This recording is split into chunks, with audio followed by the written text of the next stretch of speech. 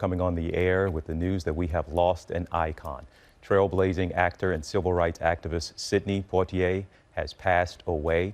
Bahamian ministers do confirm that the former ambassador has passed away at the age of 94. Sidney Poitier, born in Miami but raised in the Bahamas, son of tomato farmers, launched a career that went from small, hard-won theater parts to eventual Hollywood superstardom. Our Lindsay Davis has more on the life and legacy of Sidney Poitier. Your attitudes, Mr. Sidney Poitier doesn't make movies, a critic once wrote. He makes milestones. For 2 decades, he stood alone as the only African-American leading man. He was the first to be nominated for an Academy Award. No more yassa. The first to win an Oscar for this performance in Lilies of the Field. Get yourself another boy. In Guess Who's Coming to Dinner, Mom, this is John. he starred in one of Hollywood's first interracial love stories. Well, we have this problem. I fell in love with your daughter. From his earliest roles, Poitier challenged racial stereotypes, whether playing a young doctor whose patient died, There is a possibility that I killed him, isn't there? Don't be a fool. That I was careless in the spinal tap. That his brother's Negro baiting got me down. or a man frustrated by his lack of opportunity in A Raisin in the Sun. I drive a man around in his limousine and I say, yes, sir, and no, sir, and shall I take the drive, sir? Mama, that ain't no kind of job. That ain't nothing at all. Or a police officer forced to work with a racist Southern sheriff in the Heat of the Night. Virgil, that's a funny name. Boy that comes from Philadelphia. What do they call you up there? They call me Mr. Tibbs. They also called him Sir. You will call me sir or Mr. Thackeray. Poitier's dignified presence on screen opened the door for other black actors. After accepting an honorary Oscar in 2002, he said he didn't try to set the pace for others. His work was simply a reflection of his values.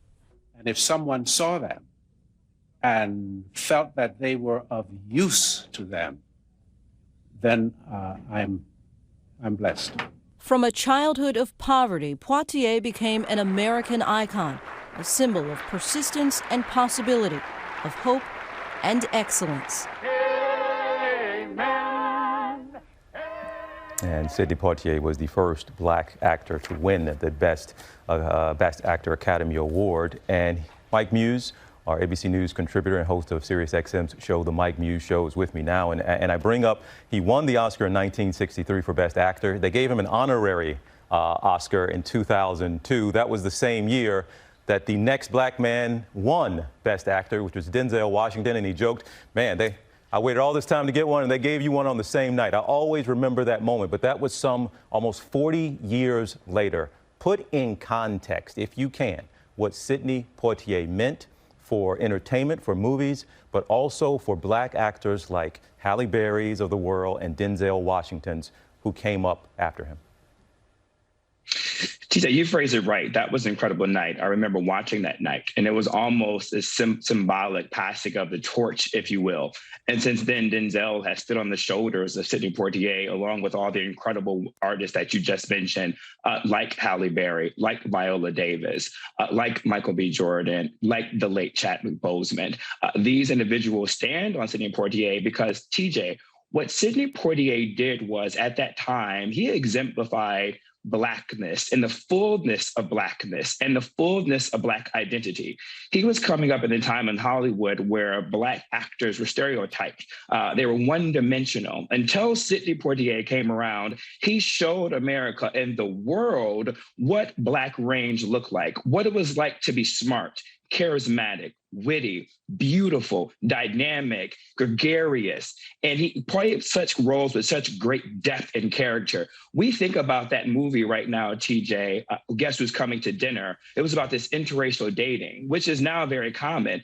But as you know, TJ, interracial dating and marriage was illegal in 17 of the 50 states 6 months prior to that release. The Supreme Court didn't overturn that until 1967. So for Sidney Poitier to play that with such range, with such nuance, with such depth, to understand the nuance and character of what it was like to deal with that time. Then we look at The Heat of the Night, which Lindsay Davis just pointed out, which was an incredible performance about this Black detective who had to go to Mississippi to do a murder investigation and dealing with the bigots of the time. Well, that was only after 3 years after the Civil Rights Act was passed. And so Sidney has always led us, led America through social constructs, through the lens of film and pop culture on what it is to be Black American and the toils of being a Black American within this space, but also too what it means to this great liberation, right? And what it means to be great and what it means to have dignity. And then TJ also too, what he did was, and where I say all these actors of our current time are standing on his shoulders, you see actors now like Ava DuVernay, who make sure they bring incredible range and show fullness and to make sure that on the camera and behind the camera are Black and women. But then you also see Denzel that make sure that these roles and these lines have depth. He did that with Porgy Bess. He was actually hesitant to take the role of Porgy Bess because he wanted to make sure that it was done with justice to Black Americans. And so he always thought about the character and how would he be represented, not just himself, but an entire community and a nation. And Mike, we see so often now, or it has come up several times in the past several years in some of these award shows when there is a lack of diversity in the nominations. And we certainly remember the Oscar So White, that controversy.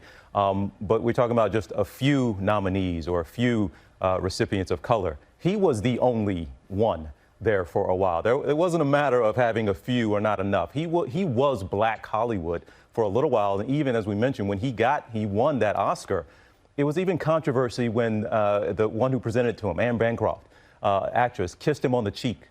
There was controversy in even surrounding that. That's what he was going through. But we talk about him in the context of what he meant for Black actors coming up. But he said something in an interview in the New York Times saying, I had the attitude that I could be as good an actor as Brando, as good as any American actor of substance. I may have fallen short, but what a wonderful reach. We can talk about him in the context and how important it was that he was a Black man, but this was Hollywood and acting excellence that he should always be recognized and remembered for. TJ, I love that you brought that up.